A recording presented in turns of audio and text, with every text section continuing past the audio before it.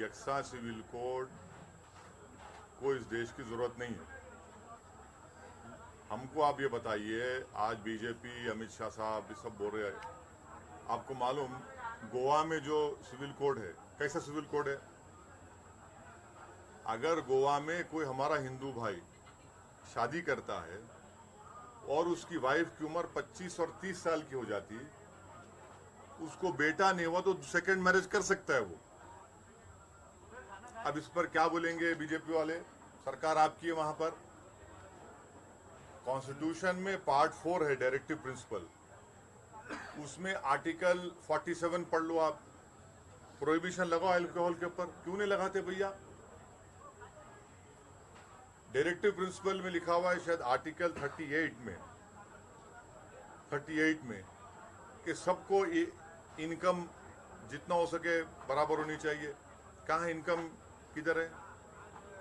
देश की 90% दौलत देश के 10-15 पूंजीपति के पास है। फिर उसी से डायरेक्टिव प्रिंसिपल लिखा हुआ है कि इक्विटेबल डिस्ट्रीब्यूशन ऑफ रिसोर्सेज होना चाहिए। अरे कहाँ है भैया, कहाँ हो रहा हो आप? सिर्फ इसके अच्छा हमारे को ये बताइए कि शराब के ऊपर क्यों पाबंदी नहीं याद करते?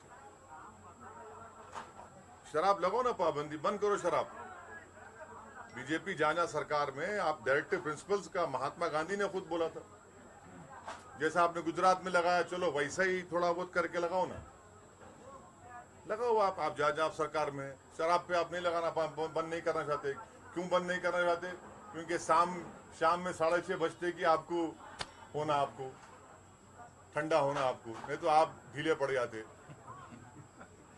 लगाओ ना, आप लगाओ। वो तो मैं तो उसको गंदी चीज बोलता हूँ।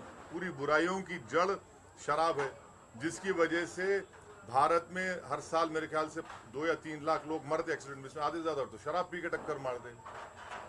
महिलाओं पर वायलेंस होता, बच्चों पे वायलेंस होता। आप बंद करो ना। अभी डायरेक्टिव प्रिंसिपल्स में लिखा हुआ है, शराब क्यों नहीं बंद करना चाह रही बीजेपी? बंद करो ना, चलो आपके स्टेट में लगा दो, बंद कर दो आप वहां नहीं बंद करेंगे तो यूनिफॉर्म एंड कॉमन कोड में जमीन आसमान का फर्क है कि दयाबागा स्कूल ऑफ थॉट रहेगा, मिताक्षरा स्कूल ऑफ थॉट रहेगा, बताओ हमारे को। और हिंदू अनडिवाइडेड फैमिली में टैक्स रिबेट मुसलमानों को, सिख को, क्रिश्चियन को क्यों नहीं मिलता भाई? ये राइट टू इक्वालिटी का वायलेशन नहीं है?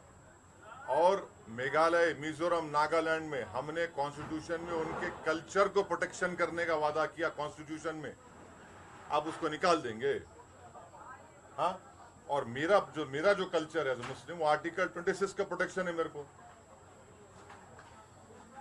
इकोनॉमी बढ़ गई, कोयला निकालने के लिए आपको पैसेंजर ट्रेन को कैंसिल करना पड़ रहा, आपको अनएम्प्लॉयमेंट बढ़ रहा, महंगाई बढ़ रही, मगर आपको फिक्र है यूनिफॉर्म सिविल कोड की। हम इसके खिलाफ है और लॉ कमीशन खुद ये कह दिया कि भारत में यूनिफॉर्म सिविल कोड की जरूरत नहीं है।